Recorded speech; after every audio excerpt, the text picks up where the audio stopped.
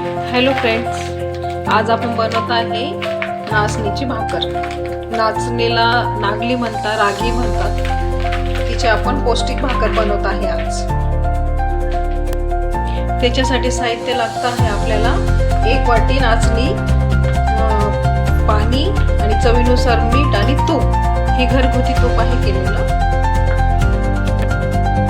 आता आपण कढई ठेवलेली आहे. कढई थोडी गरम झाली की त्याच्यामध्ये जेवढ्या पातेल्यामध्ये पीठ घेतलं होतं नाचणीचं तेवढं पाणी आपल्याला टाकायचं आहे. तेवढे पाणी आपण टाकून घेतले आहे.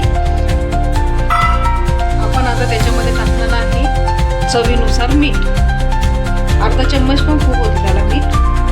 आणि भाकर खूप पौष्टिक असते. त्याला थोडंसं असं गरम होऊ देऊ.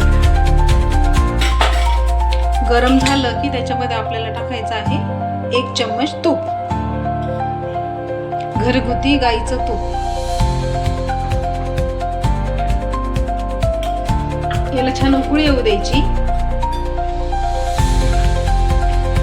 कॅल्शियम साठी खूप छान असते ही भाकर. आणि अशा पद्धतीने जर केलं ना, उकळी घेऊन किंवा त्याला काय म्हणतो आपण खिशी घेऊन, त्या पद्धतीने जर केलं तर आपली भाकर कधी कडक होत नाही, फाटत नाही लाटताना, किंवा अशी खूप असे ताणल्यासारखी रबर सारखी होते, तसं होत नाही. तर आपण आता ह्या पद्धतीने करून घेऊ. त्याला उकळी येण्यासाठी आपण 1-2 मिनिटं त्याच्यावर झाकण ठेवूया. आता आपण झाकण उघडून बघू. त्याला उकळी आलेली आहे. अशी छानशी उकळी आली की आपण बारीक गॅस करायचा आणि हे आपलं नाचणीचं पीठ आहे ना, ते त्याच्यामध्ये टाकायचं.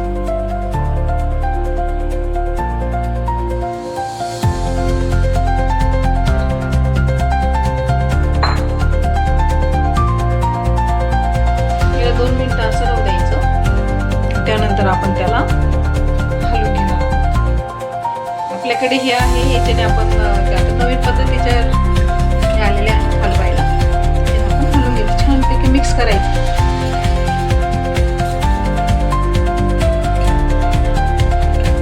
आपण हलवून घेऊया ना आणि 1-5 मिनिटं झाकून ठेवू.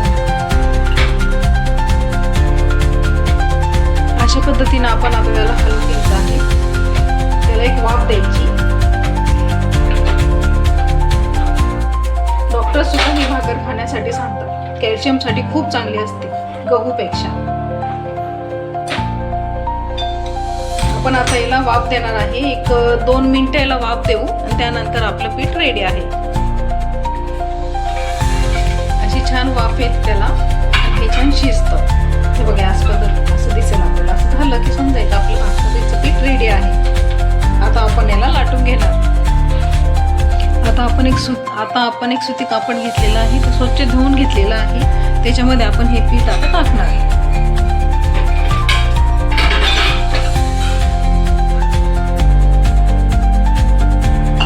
मिक्स होण्यासाठी. आणि हे छान असं गरम गरम याच्यामध्ये असे करायचं. असं केलं ना तर ते भाकर खूप छान नरम आणि सॉफ्ट येते आपली भाकर. त्याच्यामध्ये गाठ होत नाही.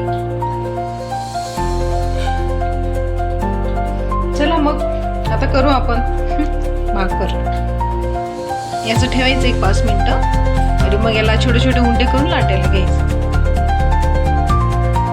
असा उंडा आपला तयार होतो. छान असं मिक्स करून घ्यायचा.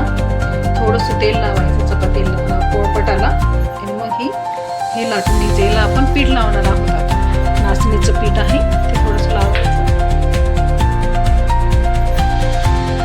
आणि मग आपली भाकर लाटून घ्यायची.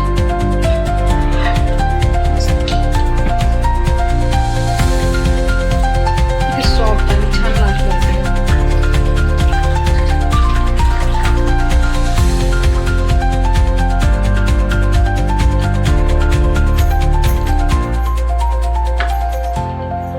पलटून घेतली तरी चालते. एक साईड जसं तुम्हाला लाटता येईल, कम्फर्टेबल असेल तेवढं पद्धतीने लाटा.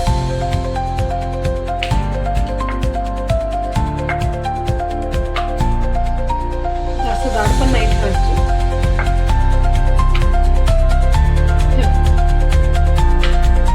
छान सॉफ्ट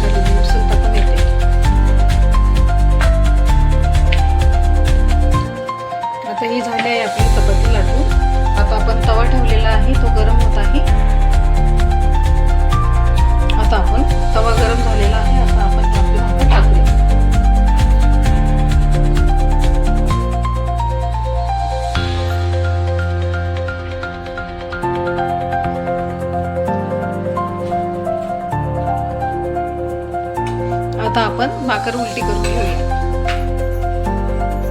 अशी छानपैकी त्याला होऊ द्यायचं. आता फुगती भाकर आणि थोडं थोडं त्याला तूप लावून घ्यायचं.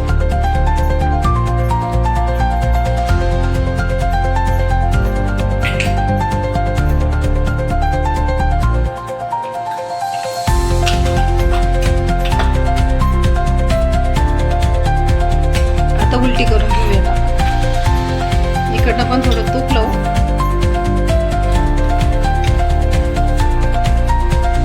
छानपैकी बघा किती छान दिसते. कलर पण छान आलेला आहे त्याचा.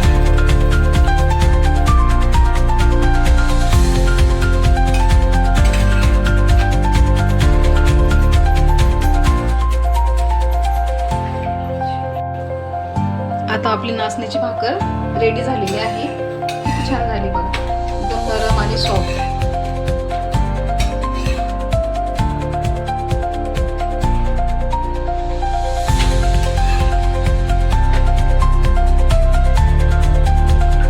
ही झालेली आहे आपली नाचणीची भाकर.